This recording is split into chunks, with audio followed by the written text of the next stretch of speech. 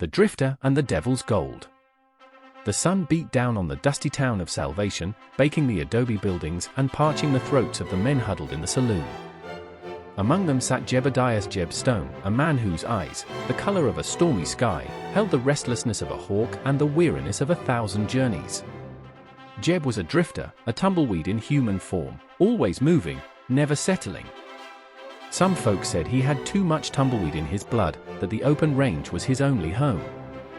He'd ridden into Salvation seeking nothing but a shot of whiskey and a night's rest, but trouble, like a hungry coyote, had a way of sniffing him out. It came in the form of a whisper, a rumor of gold hidden somewhere in the treacherous canyons known as the Devil's Jaw. The whispers spoke of a fortune, enough to make a man forget his past and build a future, a temptation that gnawed at Jeb's soul like a starving wolf.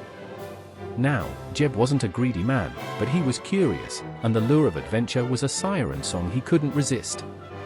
He partnered up with a grizzled old prospector named Gus, a man who knew the canyons like the back of his calloused hand. They set out at dawn, their horses kicking up dust devils as they rode towards the jagged teeth of the Devil's Jaw.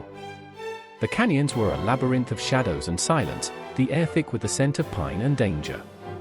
They rode for days, their path marked by the bleached bones of those who had come before, lured by the same golden promise.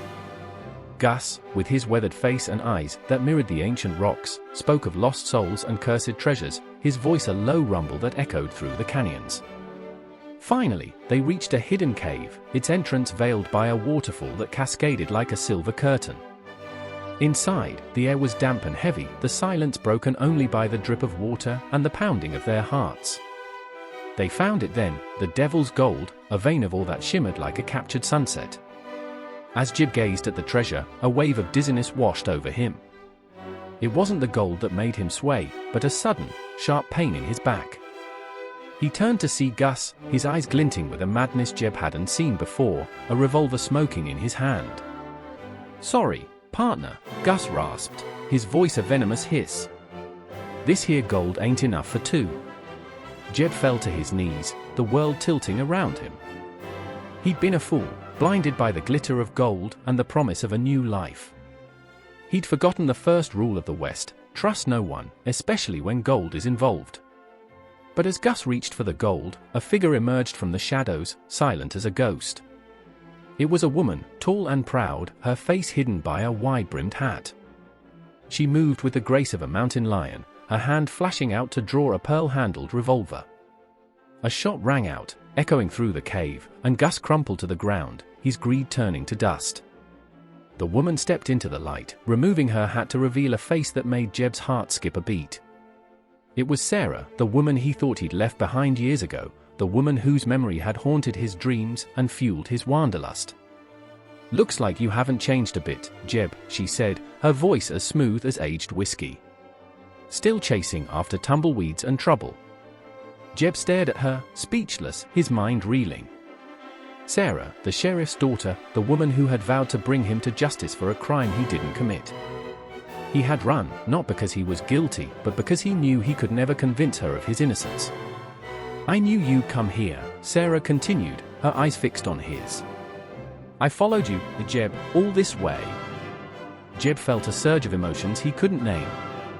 Betrayal, confusion, and a flicker of hope that maybe, just maybe, she had finally come to believe him. "Why, Sarah?" he rasped, his voice hoarse.